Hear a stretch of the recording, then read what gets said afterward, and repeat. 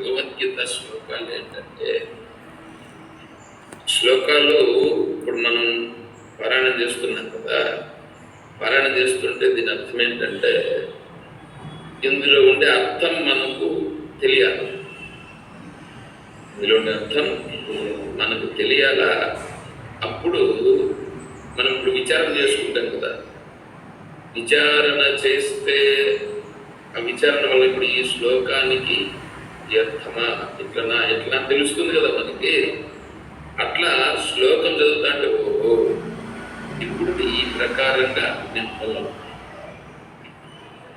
ఈ ప్రకారంగా నేను ఉండాలన్నమాట, భగవంతుడు ఇలా చెప్తున్నాడు అనమాట అని మనకు ఉపదేశం చేస్తున్నాడు అనమాట. మనకు ఉపదేశం చేస్తున్నాడని మనంతటా మనకే ఆ శ్లోకం చెప్పినప్పుడు ఎట్లుండాలా. మాత్రా స్పర్శాస్పకౌంతేయ శీతోష్ణ సుఖ దుఃఖద ఆగమ అపాయేన అనిత్యాః తాం స్థితిక్షస్వ భారత.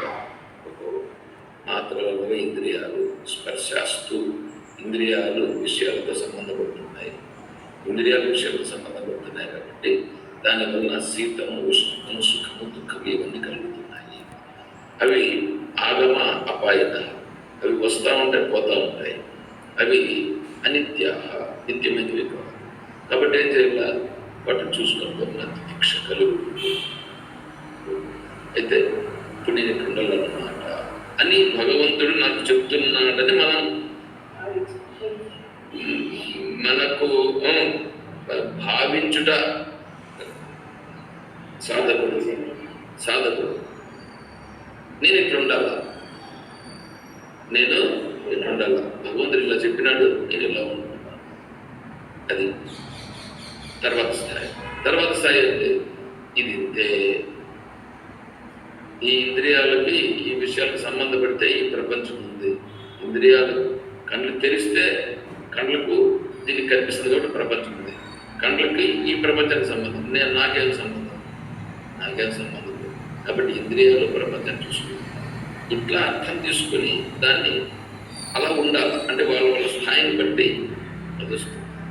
ఇప్పుడు మనం శ్లోకాలు పారాయణ చేస్తూ ఉన్న కారణం చేత మనకు పుణ్యం వస్తుంది.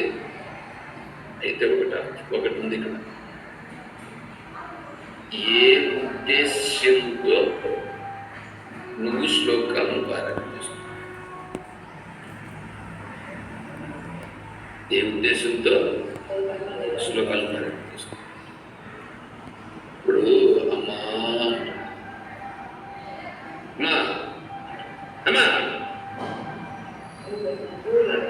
రకాలు వచ్చినాయి. ఇప్పుడు ఒకడు వచ్చి ముందర వాడు వచ్చేది ఒకడు, అంటే వాడు కూడా అమ్మ అని అరిచినాడు. దాన్ని బట్టి అర్థం తెలిసిపోయాగా వాడు బయట ఏదో దేనికి వచ్చినాడు. ఇక్కడ వీడు అరిచే మాటను బట్టి వీడు అమ్మాని గట్టిగా అరిచినాడు, వీడికి ఏమైంది ఒక అర్థం వస్తుంది. అంటే వాడు ఆడుకుంటాడు, దాన్ని బట్టి తెలుసు. రెండోది కొంచెం గట్టిగా అమ్మా అని అంటాడు, అంటే వాడు ఏదో టెన్షన్తోనో లేకపోతే కొంచెం గట్టిగానో మనం చెప్పేది సరిగా లేక అనేది అర్థం వస్తుంది. ఏమన్నా ఇట్లా చేస్తాడు అని అంటే దాని అర్థం ఇంకోటి వచ్చింది. గీతా మాత, భగవద్గీత అంటే గీతామాతకు తెలీదా నువ్వు ఎట్లా పిలుస్తున్నావు? శ్లోకాలు చదువుతున్నావు అంటే అర్థమేంటి? అమ్మని పిలుస్తున్నావు, అమ్మకు చెప్పుకుంటున్నావు, అమ్మతో మాట్లాడుతున్నావు అంటే అమ్మకు తెలుసు వీడు ఏ దృష్టితో చెప్తున్నాడు. అప్పుడు వీడికి నేనేమి ఇవ్వగల అర్థమవుతుందా? అది వాడు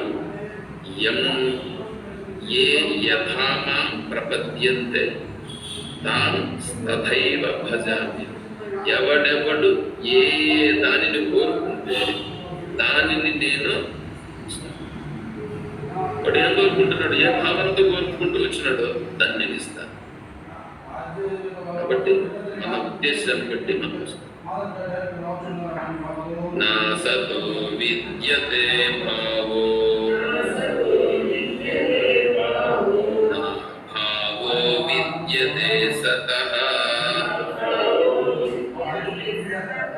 ఉభయోరపి దృష్టోక్తః